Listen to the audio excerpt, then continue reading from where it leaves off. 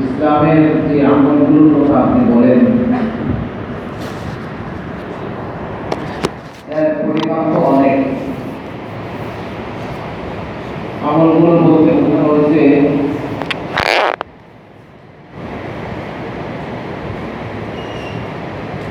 সফল আমল। ফরজ আমল তো করতেই হবে, এটার মধ্যে কোনো ছাড় নাই। ওয়াজিব আমল করতেই হবে, এগুলোর মধ্যে কোনো ছাড় নাই। সফল আমল অনেক দোয়া, অনেক জিকির, নফল তেলাওয়াত, নফল নামাজ, বহু আমল রয়ে গেছে। তো ওই সাহাবী এই বিষয় বললেন যে রাসূলুল্লাহ, আমল তো অনেক, সব আমল তো করতে পারি না, আপনি আমাকে একটা আমল বলে দেন যেটাকে আমি আঁকড়ে রাখতে পারি, সব সময় এটা করতে পারি।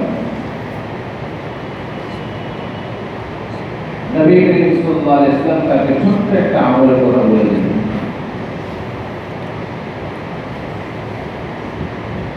যে তুমি তোমার জীবনকে, তোমার জবানকে, তোমার জিহ্বাকে আল্লাহ তাআলার জিকিরের মাধ্যমে তরুতাজা, তুমি তোমার জিহ্বাকে আল্লাহ তাআলার জিকিরের মাধ্যমে তরুতাজা, রফতান রফতান শব্দ আছে, লিসানুকা রফতান বিযিকরিল্লাহ। জিকিরের ব্যাপারে রাসূল সাল্লাল্লাহু আলাইহি ওয়াসাল্লাম সংক্ষিপ্ত নসিহত করেছেন, এটা করো। কি জিকির করবে? যে কোনো জিকির, সুবহানাল্লাহ, আলহামদুলিল্লাহ, লা ইলাহা ইল্লাল্লাহ, আল্লাহু আকবার, সুবহানাল্লাহি ওয়া বিহামদিহি, সুবহানাল্লাহি ওয়া বিহামদিহি। হাদিসে পাকের মধ্যে আসছে এই ছোট্ট জিকির যে করে, এই জিকিরের দ্বারা তার জন্য জান্নাতে বাগান তৈরি হয়। জিকিরের সাথে সাথে সেখানে বৃক্ষ তৈরি হয়ে থাকে, তার জন্য জান্নাতে সাজানো। কিন্তু এরকম অনেকগুলো হাদিস দ্বারা বোঝা যায় জান্নাতের কিছু অংশ খালি।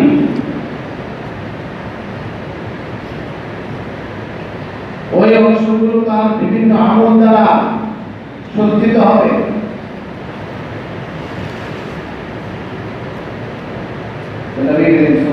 সংক্ষিপ্ত একটা নসিহত করলেন, জিকির দ্বারা তোমার জিহ্বাকে তরুতাজা রাখো। ছোট জিকির হোক, সুবহানাল্লাহি ওয়া বিহামদিহি, কে না পারে এই জিকির হোক। এক একবার জিকির করলো জান্নাতে বৃক্ষ তৈরি হতে থাকলো, সময়ও লাগে না, কষ্ট লাগে না। কিন্তু একটা গাছ যদি তৈরি করতে চায়, বপন করে পানি দাও, মেহনত করো, কত কিছু করো, আর এটা শুধু জবানে বলবে ওইখানে গাছ তৈরি হবে। কথা হলো নবী করিম সাল্লাল্লাহু আলাইহি ওয়াসাল্লাম সংক্ষিপ্ত নসিহত কেন করলেন, আর সংক্ষিপ্ত নসিহতটা জিকিরের কথা কেন বললেন? কারণ জিকির দুনিয়াতেও মানুষের জন্য উপকারী, আখিরাতেও মানুষের জন্য উপকারী। কোরআনে আয়াতের মধ্যে আছে, ওয়ামান আ'রাদা আন যিকরি ফাইন্না লাহু মাঈশাতান দানকা।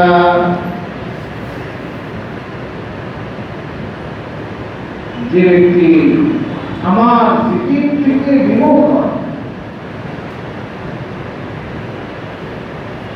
তার জীবন সংকীর্ণ হয়ে যাবে।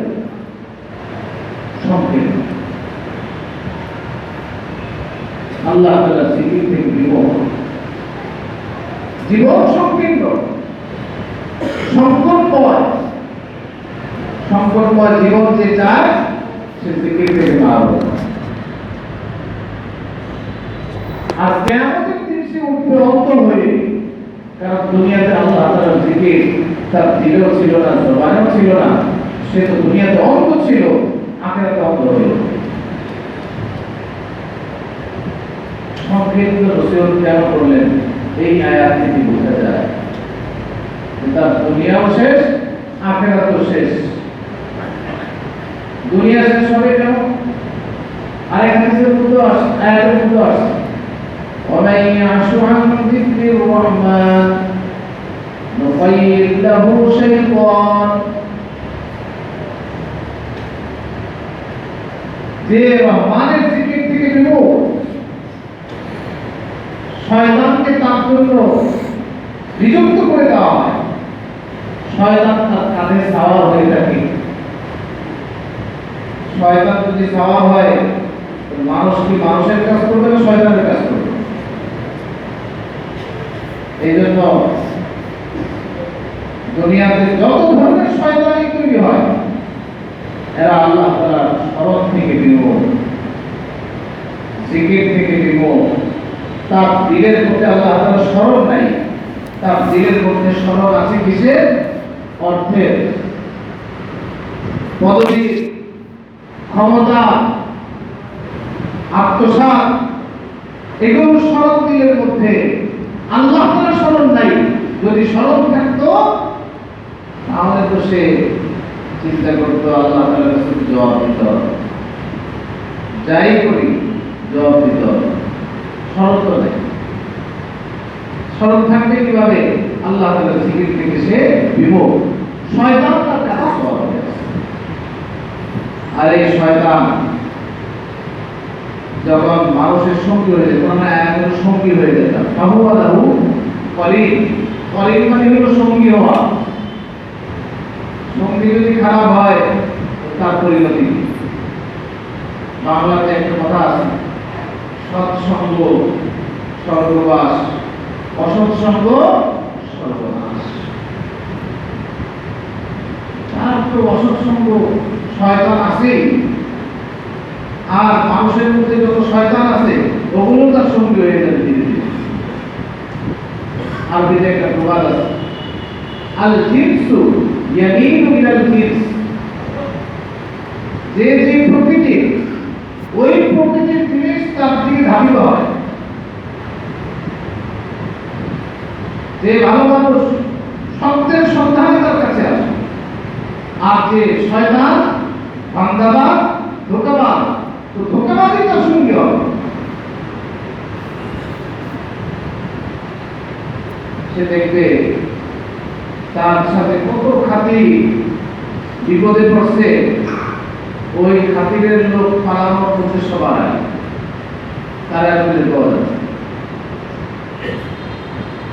দুনিয়াতেই কেউ কারো খোঁজখবর দিতে পারে না। দুনিয়াতেই যখন শাস্তি আছে কেউ কারো খোঁজখবর দিতে পারে না, আখিরাতে কিভাবে নেবে?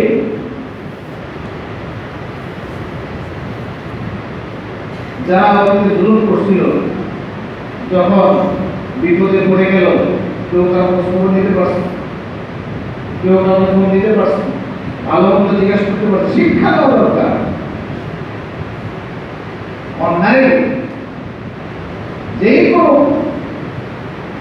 শাস্তি যদি আসে, কেউ তো খোঁজ দুনিয়াতেই দিতে পারে না, আখিরাতে কি হবে?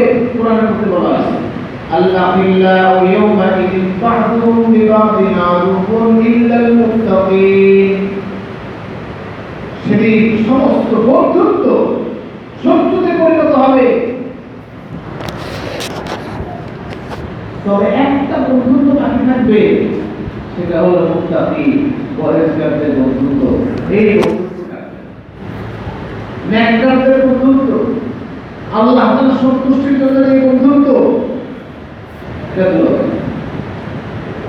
এটা দিকে যাবে। বাকি যত বন্ধুত্ব থাকবে না। দুনিয়ার কিছু লোক তার সাথে একত্রিত হয়েছে, আর সে মানুষের হক নষ্ট করলো, অন্যের উপর জুলুম করলো, মানুষের উপর বিচার করলো, আর কিছু লোক তাকে তালি দিল। এই তালি বেশি দিন থাকে। শিক্ষা নেওয়ার সময় কোরআনে বসে আমরা ফেরাউন তার দর্দন্ড প্রতাপ থেকে কিভাবে সে মাহরুম হয়ে গেল, কিভাবে সে সদল বলে শেষ হয়ে গেল, দুনিয়াতে আমরা দেখি নাই, কিন্তু আমাদের জন্য শিক্ষা রাস্তা খুলে দেওয়া হয়েছে। কারণটা আমরা দেখি নাই কিভাবে সে তার সম্পদ ধ্বংস হয়ে গেল। দুনিয়াতে আল্লাহ তাআলা আমাদেরকে দেখিয়েছেন অনেক সম্পদ কিছুই ভোগ করতে পারে না। তারপরও যদি মানুষ তার জিহ্বাকে নিয়ন্ত্রণ করতে না পারে, শয়তানকে সুযোগ দেয়, শয়তানের সঙ্গী বানানোর রাস্তা তৈরি করে, তাহলে সে তো নিজেই নিজের ধ্বংস আবার নিয়ে আসে। নবী করিম সাল্লাল্লাহু আলাইহি ওয়াসাল্লাম জিকরুল্লাহর কথা বলতেন খুব গুরুত্বের সাথে। ছোট্ট একটা নসিহত করেন, নসিহত করলেন জিকরুল্লাহ, আল্লাহ তাআলার জিকিরকে তোমার জবানের মধ্যে সর্বদা রাখো। ধ্যান ছাড়া অনেকে আছে তসবিহ হাতে রাখে, তসবিহ বলতে থাকে, তার কোনো খোঁজ নাই, আলোচনা করতেছে আর তসবিহ করতেছে, টিপ তসবিহ হাজার সংখ্যা পুরো হয়ে গেছে, মাঝখানে সে আধা ঘন্টা গল্প করে দিচ্ছে, আধার হয়ে গেছে। জবানে চালু রাখা মানে দিলের সাথে কানেকশন সহ চালু রাখা। কারণ এই জবানের জিকির শুধু জবানের জন্য না, হাদিসে পাঠের মধ্যে আসছে জিকিরের মাধ্যমে মানুষের দিল এমন ভাবে পরিষ্কার হয় যেমন কামারের হাপড় হয়তো আমরা চিনি, ওই যে যেটা দিয়ে বাতাস দেয় আর আগুন জ্বলতে থাকে, পুরোটা তিনি বুঝেছি। কামারের হাপড় যেরকম ভাবে লোহাকে রংমুক্ত, এর মধ্যে যে ত্রুটি আছে এগুলো মুক্ত করে পিওর লোহা তৈরি করে, এই জিকির মানুষের দিনকে ওইভাবে তৈরি করে দেয়।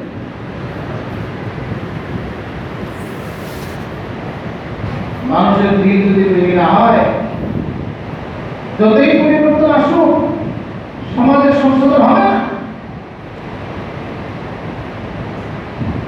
একজনে মানুষের হক নষ্ট করতে শিখেছে, আরেকজনে সব নষ্ট করতে।